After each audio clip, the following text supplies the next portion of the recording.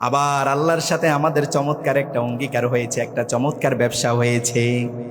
আল্লাহ বললেন, গোলাম ইন্নাল্লাহা ইশতারা মিনাল মুমিনিন আনফুসাহুম ওয়া আমওয়ালাহুম বিআন্না লাহুমুল জান্নাহ ইউকাতিলুনা ফি সাবিলিল্লাহ ফায়াকতুলুনা ওয়া ইউকতালুন। পড়েন আল্লাহু আকবার। কত চমৎকার রব পেয়েছেন দেখেন। রব আমাকে জান দিয়েছে, রব আমাকে মাল দিয়েছে, সম্পদ দিয়েছে, প্রপার্টি দিয়েছে, অর্থ দিয়েছে, আমার জীবনের শুরু থেকে শেষ পর্যন্ত নিরাপত্তা দিয়েছে আমার রব। জীবনের শুরু থেকে শেষ পর্যন্ত রিজিক দিয়েছে আমার রব। জীবনের শুরু থেকে শেষ পর্যন্ত সুখ দিয়েছে আমার রব।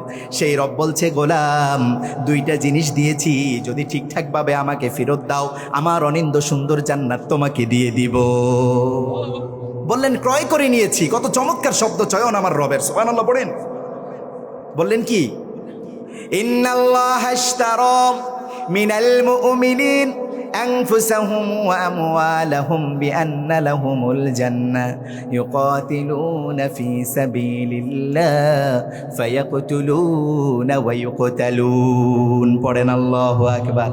আল্লাহ বলছে একটা শর্ত জুড়ে দিয়েছি, শুধু মার খাবা না, মারতেও হবে, ঠিক কি না? মারার প্রয়োজন আছে না নাই?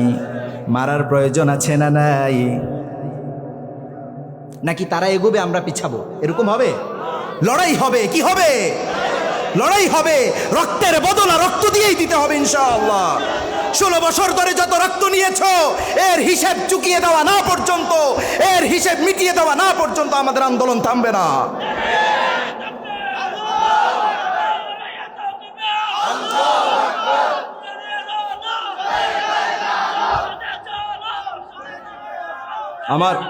আমার ভাইয়েরা শান্ত হন।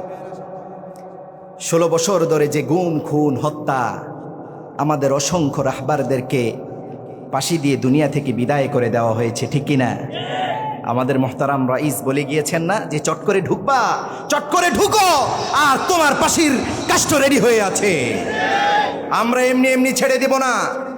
বিশ্বনবী বলছেন, তোমাদের জালিম ভাইদেরকে তোমরা সাহায্য করো।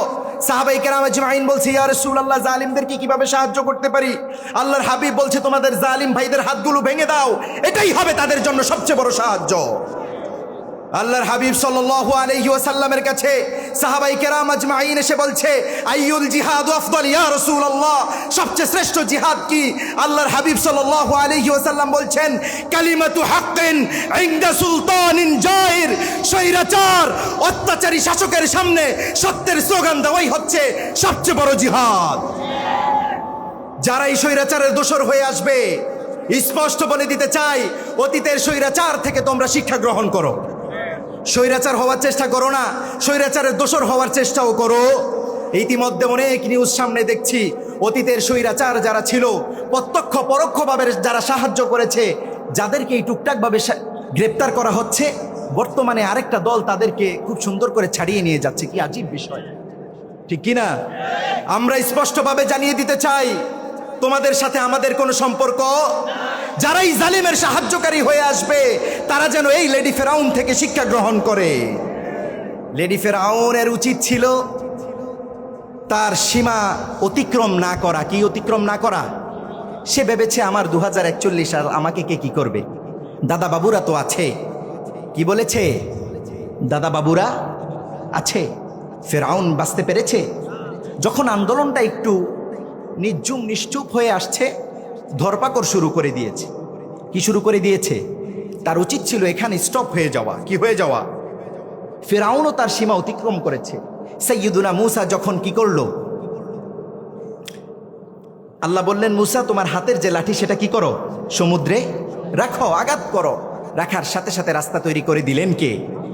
এবার সাইয়্যিদুনা মূসা আলাইহিস সালাম চলতে লাগলেন। ফেরাউন এসে যখন দেখলো অলৌকিকভাবে রাস্তা হয়ে গিয়েছে, তার উচিত ছিল যে আমার এখানেই থেমে যাওয়া।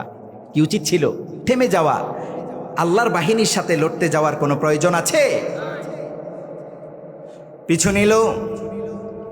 পিছু নেওয়ার সাথে সাথে আল্লাহর আযাব তাকে পাকড়াও করে ফেলেছে, ঠিক কিনা? এই লেরি ফেরাউনের অবস্থাও এমন হয়েছে, যখন আমরা একটু ছাড় দিয়েছি, সে ভেবেছে এরা তো ভয় পেয়েছে, ধরপাকড় শুরু করে দেই। আবার ধরপাকড় শুরু করলো। আল্লাহর আযাব এসে তাকে পাকড়াও করে দিল। 1 মিনিট কথা বলার সুযোগ দেয় নাই, এক থাপ্পড়ের সাথে মামু বাড়ি দিল্লি নিয়ে পালিয়ে দিয়েছে। আমাদের মরহুম মাগফুর রহিমাহুল্লাহ বলেছিলেন না যে বেশি বাড়াবাড়ি করো না, মামু বাড়ি দিল্লি গিয়ে পড়বে। মরহুম মাগফুর আমাদের রহিমাহুল্লাহর কথা কাটায় কাটায় সঠিক হয়েছে, ঠিক কিনা? আমরা আজকের এই প্রোগ্রাম থেকে দোয়া করি, আল্লাহ আমাদের এই রাহবারকে জান্নাতুল আলা মাকাম নসিব করুন। আল্লাহ তিনাকে জান্নাতুল আলা জান্নাতুল ফিরদাউস দান করুন। আল্লাহ তাকে শাহাদাতের সর্বোচ্চ মর্যাদা দান করুন।